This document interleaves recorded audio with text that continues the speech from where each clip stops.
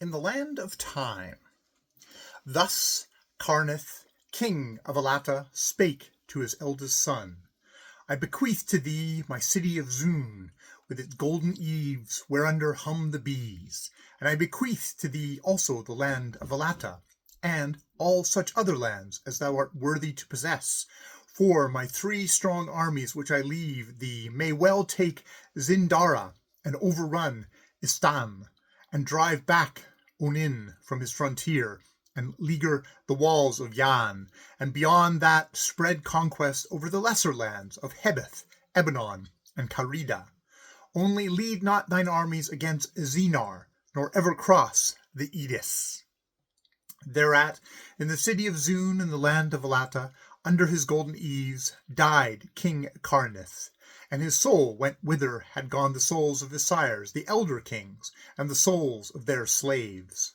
Then Karnith Zo, the new king, took the iron crown of Latta, and afterwards went down to the plains that encircle Zoon, and found his 3 strong armies clamoring to be led against Zinar over the river Eldis. But the new king came back from his armies, and all one night in the great palace alone with his iron crown, pondered long upon war. And a little before dawn he saw dimly through his palace window, facing east over the city of Zoon, and across the fields of Alatta, to far off where a valley opened on Istan. There, he pondered, he saw the smoke rising tall and straight over small houses in the plain, and the fields where the sheep fed. Later the sun rose shining over Alatta, as it shone over Istan, and there arose a stir about the houses, both in Alatta and Istan, and cocks crowed in the city, and men went out into the fields among the bleating sheep, and the king wondered if men did otherwise in Istan. And men and women met as they went out to work, and the sound of laughter arose from streets and fields. The king's eyes gazed into the distance towards Istan, and still the smoke went upwards tall and straight from the small houses. And the sun rose higher that shone upon Alatta and Istan, causing the flowers to open wide in each, and the birds to sing, and the voices of men and women to arise. And in the marketplace of Zoon, caravans were astir that set out to carry merchandise to Istan, and afterwards passed camels coming to Alatta with many tinkling bells. All this the king saw as he pondered much, who had not pondered before. Westward, the Agnig mountains frowned in the distance, guarding the river of Edis. Behind them, the fierce people of Zinar lived in a bleak land. Later the king, going abroad through his new kingdom, came on the temple of the old gods of old. There he found the roof shattered, and marble columns broken, and tall weeds met together in the inner shrine, and the gods of old, bereft of worship or sacrifice, neglected and forgotten. And the king asked of his counselors who it was that had overturned this temple of the gods, or caused the gods themselves to be thus forsaken. And they answered him, "Time has done this." Next the king came upon a man bent and crippled, whose face was furrowed and worn, and the king, having seen no such sight within the court of his father, said to the man, "Who hath done this thing to you?"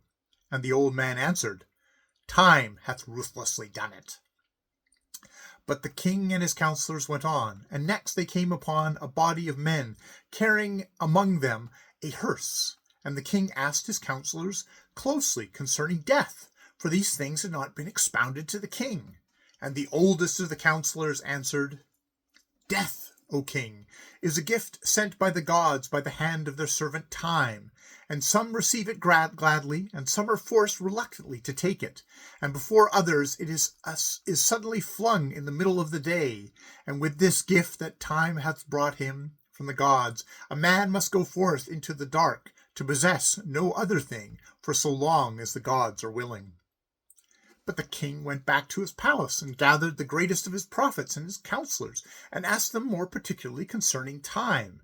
And they told the king how that Time was a great figure, standing like a tall shadow in the dusk, or striding unseen across the world, and how that he was the slave of the gods, and did their bidding, but ever chose new masters, and how all the former masters of time were dead, and their shrines forgotten. And one said, I have seen him once when I went down to play again in the garden of my childhood, because of certain memories.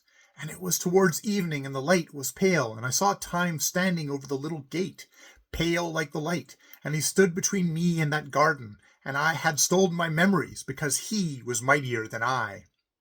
And another said, I too have seen the enemy of my house, for I saw him when he strode over the fields that I knew well, and led a stranger by the hand to place him in my home, to sit where my forefathers sat. And I saw him afterwards walk thrice round the house, and stoop and gather up the glamour from the lawns, and brush aside the tall poppies in the garden, and spread weeds in his pathway where he strode through the remembered nooks. And another said, He went one day into the desert, and brought up life out of the waste places, and made it cry bitterly, and covered it with the desert again. And another said, I too saw him once seated in the garden of a child, tearing the flowers, and afterwards he went away through many woodlands, and stooped down as he went, and picked the leaves one by one from the trees. And another said, I saw him once by moonlight, standing tall and black amid the ruins of a shrine in the old kingdom of Amara, doing a deed by night. And he wore a look on his face such as murderers wear, as he busied himself to cover over something with weeds and dust. Thereafter in Amarna, the people of that old kingdom missed their god, in whose shrine I saw Time crouching in the night, and they have not since beheld him. And all the while from the distance at the city's edge rose a hum from the 3 armies of the king, clamoring to be led against the Zinar. Whereat the king went down to his 3 armies, and speaking to their chiefs, said, I will not go down clad with murder to be a king over other lands. I have seen the same morning arising on Istan that also gladdened Alata, and I have heard peace lowing among the flowers. I will not desolate homes to rule over an orphaned land and a land widowed. But I will lead you against the pledged armies of Alata, who shall crumble the towers of Zun, and have gone far to overthrow the gods. He is the foe of Zindara, and Istan, and many citadeled Yan, Hebeth, and Aban.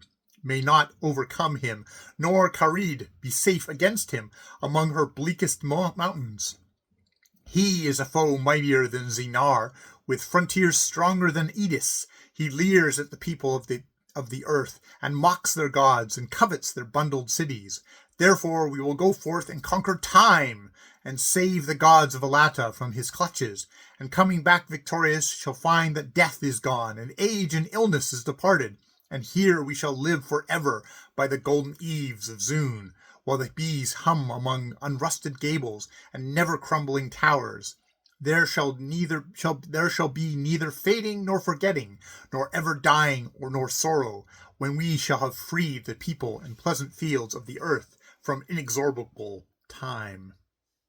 And the army swore that they would follow the king, to save the world and the gods.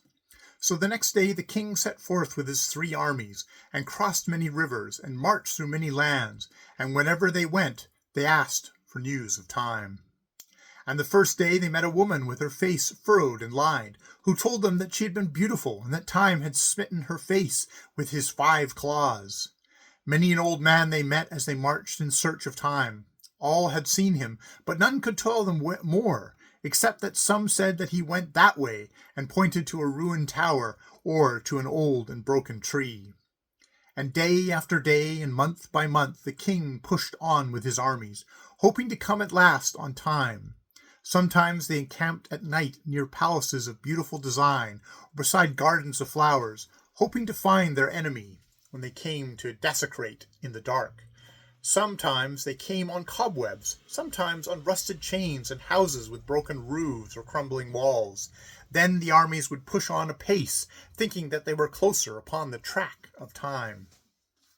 As the weeks passed by and the weeks grew to months, and always they heard reports and rumors of Time, but never found him, the armies grew weary of the great march. But the king pushed on, and would let none turn back, saying always that the enemy was near at hand. Month in, month out, the king led on his now unwilling armies, till at last they marched for close upon a year, and came to the village of Astarma, very far to the north. There were many of the king's weary soldiers there, many of the king's weary soldiers deserted from his armies, and settled down in Astarma, and married Astarmian girls. By these soldiers we have the march of the armies clearly chronicled to the time when they came to Astarma, having been nigh a year upon the march. And the army left the village, and the children cheered them as they went up the street, and 5 miles distant they passed over a ridge of hills and out of sight. Beyond this, less is known, but the rest of this chronicle is gathered from the tales that veterans of the king's armies used to tell in the evenings about the fires in Zun, and remembered afterwards by the men of Zinar. It is mostly credited in these days that such of the king's armies as went past Astarma came at last, it is not known after how long a time, over a crest of a slope where the whole earth slanted green to the north. Below it lay green fields, and beyond them moaned the sea, that never shore nor island so far as the eye could reach. Among the green fields lay a village, and on this village the eyes of the king and his armies were turned as they came down the slope. It lay beneath them, grave with seared antiquity, with old world gables stained and bent by the lapses of frequent years, with all its chimneys awry. Its roofs were tiled with antique stones, covered over deep with moss. Each little window looked like a myriad strange cut panes on gardens shaped with quaint devices and overrun with weeds. On rusted hinges the doors swung to and fro, and were fashioned of planks of the immemorial oak, with black knobs gaping from their sockets. Against it all there beat the thistledown. About it clambered the ivy or swayed the weeds. Tall and straight out of the twisted chimneys rose blue columns of smoke, and blades of grass peeped upwards between the huge cobbles of the unmolested street. Between the gardens and the cobbled street stood hedges higher than a horseman might look, of stalwart thorn, and upwards through it clambered the convolucus to peer into the gardens from the top. Before each house there was cut a gap in the hedge, and in it swung a wicket gate of timber soft with the rain and years, and green like the moss. Over all of it there brooded age and the full hush of things bygone and forgotten. Upon this derelict that the years had cast up out of antiquity, the king and his armies gazed long. Then on the hill slope the king made his armies halt, and went down alone with one of his chiefs into the village. Presently there was a stir in one of the houses, and a bat flew out of the door into the daylight, and 3 mice came running out of the doorway down the step. An old stone cracked in two and held together by moss, and there followed an old man bending on a stick, with a white beard, coming to the ground, wearing clothing that were glossed with use. And presently there came others out of the other houses, all of them as old, and all hobbling on sticks. These were the oldest people that the king had ever beheld, and he asked them the name of the village and who they were, and one of them answered, "This is the city of the aged in the territory of Time." And the king said, "Is Time then here?" And one of the old men pointed to a great castle standing on a steep hill, and said, "Therein dwells Time, and we are his people." And they all looked curiously at the king, Karnith Zo. And the eldest of the villagers spoke again, and said, "Whence do you come, that you are so young?"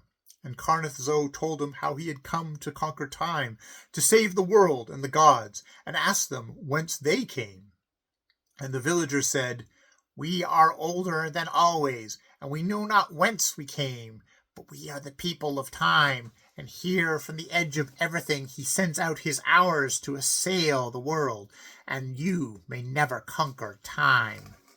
But the king went back to his armies, and pointed towards the castle on the hill, and told them that at last they had found the enemy of the earth, and that they were older than always, went back slowly into their houses with the creaking of olden doors. And there they went across the fields and past the village, and from one of his towers Time eyed them all the while, and in battle order they closed in on the steep hill as Time sat still in his great tower and watched. But as the feet of the foremost touched the edge of the hill, Time hurled 5 years against them, and the years passed over their heads, and the army still came on, an army of older men. But the slope seemed steeper to the king and to every man in his army, and they breathed more heavily, and Time summoned up more years, and one by one he hurled them at Karnith Zo and at all his men. And the knees of the army stiffened, and their beards grew and turned gray, and the hours and the days and the months went singing over their heads, and their hair turned whiter and whiter, and the conquering hours bore down, and the years rushed on, and swept the youth of that army clear away, till they came face to face under the walls of the castle of Time, with a mass of howling years, and found the top of the slope too steep for aged men.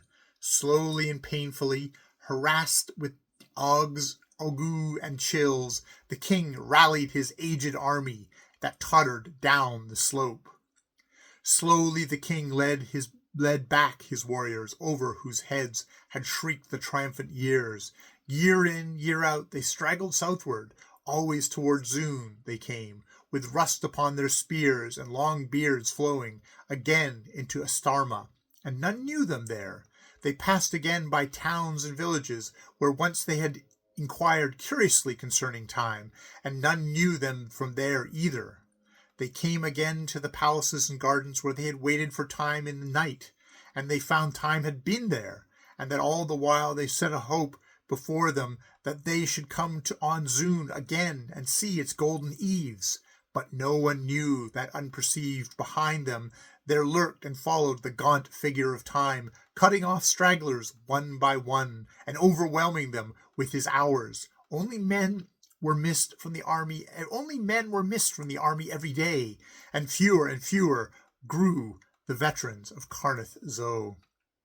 But at last, after many a month, one night as they marched in the dusk before the morning, dawn, suddenly ascending, shone on the eaves of Zune, and a great cry ran through the city, "Alatta! Alatta!" But, drawing nearer, they found that the gates were rusted, and weeds grew tall from the outer walls. Many a roof had fallen, gables were blackened and bent, and the golden eaves shone not as heretofore. And the soldiers entering the city expected to find their sisters and sweethearts of a few years ago, saw only old women wrinkled with great age, and knew not who they were. Suddenly someone said, "He has been here too." And then they knew that while they searched for Time, Time had gone forth against their city, and leaguered it with the years, and taken it while they were far away, and enslaved their women and children with the yoke of age. So all that remained of the 3 armies of Karnith Zo settled in the conquered city, and presently the men of Zirnar crossed over the river Edis, and easily conquered an army of aged men, took all Alatta for themselves, and their king reigned thereafter in the city of Zune. And sometimes the men of Zirnar listened to the strange tales that the old Alattans told of the years when they had made battle against Time. Such of these tales as men of Zirnar remembered, they afterwards set forth, and this is all that may be told of those adventurous armies that went to war with Time to save the world and the gods, and were overwhelmed by the hours and years.